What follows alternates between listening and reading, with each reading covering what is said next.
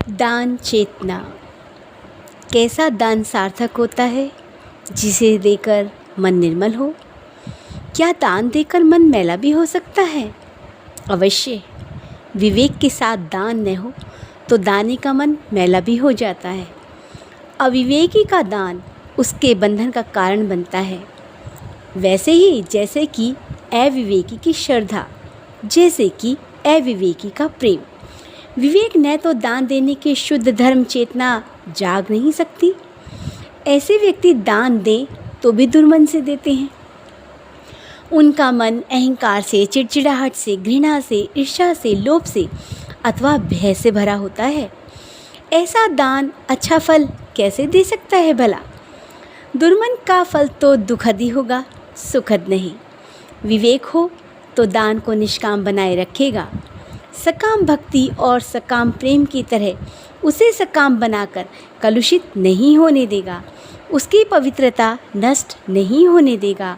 यदि दान का उद्देश्य यश हो, कीर्ति हो, कोई लौकिक प्रतिफल हो, किसी देवलोक की कामना हो, तो ऐसा दान बांधने वाला होता है।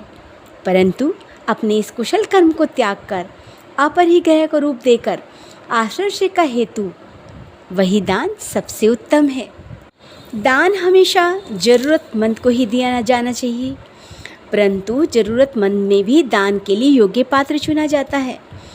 विवेकशील व्यक्ति जानता है कि जैसे उपजाऊ खेत में बोया हुआ बीज महाफलदायी होता है, वैसे ही उर्वर क्षेत्र में बोया हुआ दान का बीज भी महाफलदायी होता है। वह जानता है कि जो खेत असम हो, जिसमें बहुत तृण उगे हों, झाड़ झंकार उगे हों, जिसमें बहुत कंकड़ पत्थर हो, जिसमें जुताई नहीं हो सकती, जो बहुत चट्टानी हो, पानी आने जाने का रास्ता ना हो, उसमें बीज भला कैसे पनपेगा? विवेकशील व्यक्ति समझता है कि जब किसी धर्मनिष्ठ व्यक्ति को दान देता है तो उसका मन श्रद्धा भाव से, दाक्षिण्य भाव से भर उठता है और ऐसी अवस्था में वह यही महसूस करता है कि इस धर्मनिष्ठ व्यक्ति ने मेरा दान स्वीकार कर मुझ पर अनुग्रह किया है। दूसरी ओर जब वह किसी धर्महीन व्यक्ति को दान देता है तो अपने मिथ्या अहम का पोषण करता वह यही महसूस करता है कि दान देकर मैं इस व्यक्ति पर अनुग्रह कर रहा हूँ। धर्महीन व्यक्ति की अपेक्षा धर्मनिष्ठ व्यक्ति को दान देते हुए चित्त की चेतना अधिक निर्मल रहती है और इसीलिए वही दान सबसे ज़्यादा फलदायी होता है। तो चलिए आइए एक छोटी सी कहानी में आपके सामने सुनाती हूँ। घर में सेवा करने वाली एक बहू, सास ससुर, पति, बच्चे सभी थे और सभी तरीके का सुख भी था। घर की जो बहू थी वह नित्य जब रसोई करती थी तो एक रोटी गाय की और एक रोटी कुत्ते की और एक रोटी हमेशा अलग बना के रखती थी, क्या पता कोई भूखा दरवाजे पर आ जाए। और इसी भावना के साथ वह भोजन सबको परोसती थी, भगवान का भोग लगाकर प्रसाद के रूप में। अब जो उनके ससुर थे वह हमेशा बाहर एक बहुत बड़ी बोरी चावल की, गेहूं की और साथ में कुछ मुद्राएं बैठकर दान दिया करते थे अपने पोते के साथ। सभी लोग उनकी बड़ी प्रशंसा करते थे कि भाई देखिए दानी हो तो ऐसा हो। तो जिस समय वह दान देते तो दंभ से उनका चेहरा अलग ही चमक मारता था।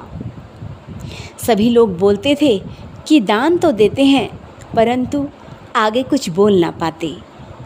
लेकिन जो बहू थी वह बड़ी संस्कारी और समझदार थी। उसने एक दिन सोचा कि मैं अपने ससुर को थोड़ा कुछ बताऊं तो हो सकता है शायद ज्ञान के चक्षु खुले। वह अपने ससुर से बातों ही बातों में बात करने लगी कि हम देने वाले कौन है, देने वाला ऊपर वाला है। जब भी हम किसी को दान करें तो हमारी नज़र हमेशा नीची होनी चाहिए, यानी हमारा तो सिर्फ नाम हो रहा है क्योंकि यह सब तो हमें परमात्मा ने दिया है। ससुर कहने लगे, अरे बहू तुम्हारी बुद्धि बेहद ही कम है, वाकई में तुम्हें ज्ञान की बहुत ज़्यादा आवश्यकता है। अरे भगवान ने तो बहुत लोगों को दिया है, लेकिन किसी की नियत होती है किसी को कुछ दान देने की। अब मेरी नियत ऐसी भगवान ने बनाई है, उसका शुक्रिया अदा करता हूँ तो मुझे बड़ा गर्व महसूस होता है कि मैं दान कर रहा हूँ। अब इसके आगे तो वह कुछ ना बोली। कहने लगी, कि बड़े बुज़ुर्ग हैं, कहीं बुरा ना मान जाए। मेरे पे जितना हो सकता था मैंने समझाने की कोशिश की। वह कुछ नहीं बोली।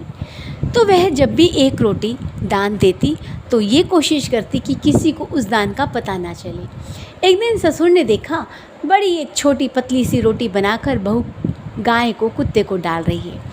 तभी उसने कहा, अरे बहू, घर में अन्न धन की कमी है क्या? थोड़ा मोटी रोटी बना लिया करो, जितना हो सके 5-6 रोटी बना लिया करो। 1-2 गायों को खिलाने से क्या होगा, काफ़ी सारी गायों को खिला दिया करो। वह बोलने लगी, हाँ पिताजी, आप सत्य कह रहे हैं, लेकिन मैं इतनी दूर जा नहीं सकती। ये गाय माता यहीं आ जाती है और जो ये 2-4 कुत्ते आते हैं उनको मैं यहीं डाल देती हूँ, और यहाँ पर जिस समय ये आते हैं कोई होता भी नहीं, मुझे किसी को दिखाना थोड़ी है। ससुर बड़े आग बबूला हुए, कहने लगे, तुम्हारी बातें तुम ही जानो, तुम्हें तो समझाना एक टेढ़ी खीर है। जो तुम्हारी मन मर्जी आए करो, बाकी हमारे घर में किसी चीज़ की कमी नहीं है। तुम ये एक रोटी देती हो वो तुम्हारी इच्छा। ऐसे ही वार्तालाप चलता रहा और काफ़ी समय गुजर गया, और जैसे कहा कि जो जन्मा है वो मृत्यु को भी प्राप्त होगा, हुआ भी ऐसे ही। अब क्या हुआ, जो एक रोटी दान करती थी गाय को, कुत्ते को, पक्षी को, और एक रोटी बनाकर भी रखती थी कोई आ ना जाए दरवाजे के ऊपर, तो वह उस जगह की राजकुमारी बनी जिस जगह के जो राजा थे उनकी बिटिया, और जो वहाँ का बड़ा शानदार हाथी जिसकी चारों तरफ प्रशंसा ही प्रशंसा थी, कितना सुंदर हाथी और इतना तेज़वान, इतना सब कुछ कहीं पर भी नहीं है, वह स्वयं उसके ससुर बने। जो लोग इस कथा को पहले सुन रहे थे या जिनको ये कथा सुनाई जा रही थी, उनके मन में तुरंत प्रश्न आया कि इतना दान देने वाला व्यक्ति बोरी बोरी पूरी की पूरी दान कर रहा है, चावल गेहूं की बोरियां दान कर रहा है, वह व्यक्ति हाथी बना, और वो जो एक रोटी दान करती थी वह राजकुमारी, ऐसा क्यों? तब उन्होंने समझाया, महर्षि जो कथा सुना रहे थे, कि देखिए, दान करते समय हमारा जो मस्तक होता है वो हमेशा गर्व से ऊंचा उठ जाता है कि देखिए मैंने कितने की पर्ची कटवाई है, मैंने वहाँ इतना दान दिया है, और एक अहंकार उनके अंदर भर जाता है। तो ये तो सभी को पता है कि भगवान किसी का नहीं रखते। आप एक दाना देते हो तो 100 दाने वो आपकी झोली में डाल देता है। और ये आगे और पीछे की बात नहीं, तुम अपने जीवन में भी धारण कर लीजिएगा और नोटिस करना कि आज आपने कुछ किसी के लिए किया है, ज़रूरतमंद के लिए, मैं ज़रूरतमंद की बात कर रही हूँ, तो आप देखिए आपके जीवन में जब भी कभी ज़रूरत होगी कोई ना कोई व्यक्ति आपके सामने खड़ा हो जाएगा। तो अब सबने का प्रश्न यही हुआ कि वह हाथी क्यों बना, क्योंकि उसका अन्न इतना हो चुका था और गर्व से, दंभ से वो भर चुका था, तो उसको हाथी की योनि दी गई कि तुमने जितना दान किया है वो तुम उतना खाओगे भी। लेकिन जो बहू थी वह मन से, तन से समर्पित होकर और इस भावना के साथ दान करती थी कि मैं दान करने वाली कोई नहीं, आपने मुझे इस तरीके की सद्बुद्धि दी है, और नज़र नीची करके, लोगों से नज़र बचा के वो दान करती थी। चारों तरफ उसके ससुर की प्रशंसा होती थी, कितना दान करते हैं, लेकिन कभी कोई उनकी बहू के बारे में नहीं बोलता था। कोई भी अच्छे कार्य करे, कोई भी सत्कार्य करे, अक्सर उसका दिखावा चलता है कि हमने किसी व्यक्ति को इतना दान दिया, हमने अपनी जेठानी की इतनी सेवा की, हमने अपने जो भी रिश्तेदार हैं उनको इतना दान दिया। दान देने में दूसरे हाथ को भी पता नहीं होना चाहिए। आशा करती हूँ इन थोड़े शब्दों में आपको काफ़ी कुछ मिला होगा, और आपका आशीर्वाद मेरे पर ऐसे ही बना रहे। धन्यवाद।